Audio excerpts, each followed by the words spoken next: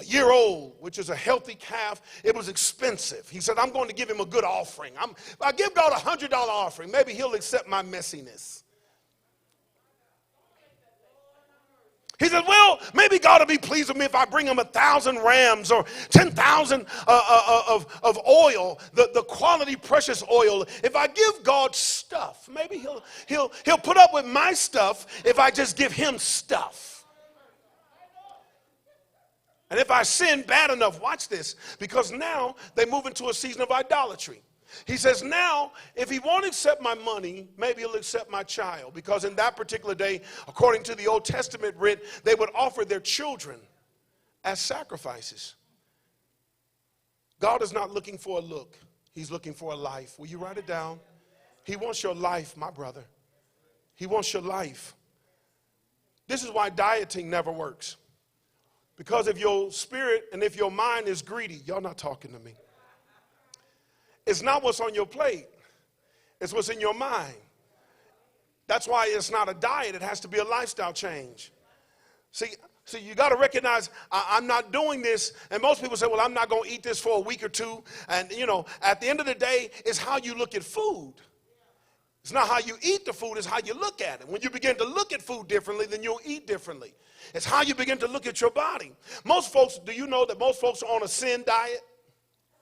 They're not delivered, they just going to go on a diet. I'm not going to do this for 6 months, Jesus. I'm not going to do it for 6 months. Do you know that you're not helping your cause? And then you get to a place that you didn't do it for 6 months, and you say, Lord, aren't you proud of me? I didn't do it for 6 months. And then you go right back into what you're supposed to have come out of. So you're not really delivered because you didn't get disciplined. You just learned how to hold out for a little while. And you're just like the little pig. As soon as you see slop, you're going to run back to it. And we can dress the pig up. We can put powder on the pig, perfume on the pig. But unless you change the pig's mentality, he's going to go back to slop. The Bible says when a man puts his hand to the plow and looketh back, he's not fit for the kingdom. And if you don't believe me, ask Lot's wife. God had picked them up, brought them all the way out of Sodom and Gomorrah. And when it was time for her to move to the mountain of deliverance, she said, I can't. Lot said, what's wrong with you, baby? Let's go. God's getting ready to burn this place down. We got to hurry up and leave out of here. She said, I can't go. I miss Hennessy Henry. I can't go.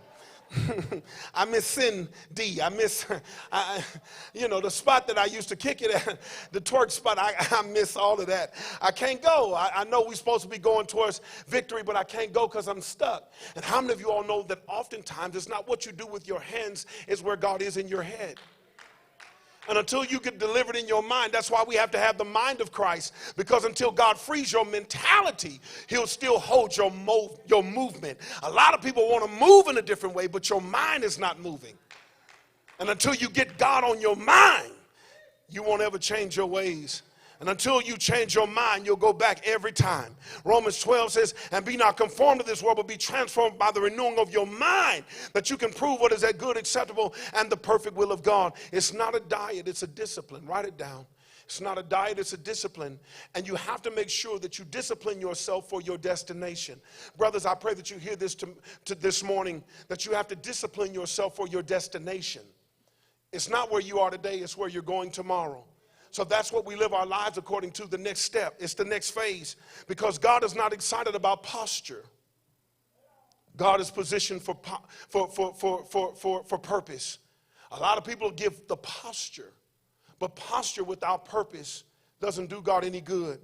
Often we give God commendation. God says, I don't want your compliments. Your hands are dirty. I don't want all of this stuff that you're giving me. I'm looking for a life that can be pleasing. God is looking to connect with you, not to compete with you. As men, oftentimes, we make things competitive. But God says in Christianity, I don't want you to compete. I want you to conform. The thing that we ought to be competing with is failure. The thing that we ought to be competing with is condemnation and lack of character. So you got to come to a place that I want what's best for me and I want what God has for me. So God asks in the text as I get ready to close, he says, what's good? What is good? What is the Lord requiring of us? As I charge you as we leave this conversation, what does God want from me, Bishop? What is he asking for? I'm glad you asked. He wants you to have a winner's mindset. Write it down. Philippians 2:5.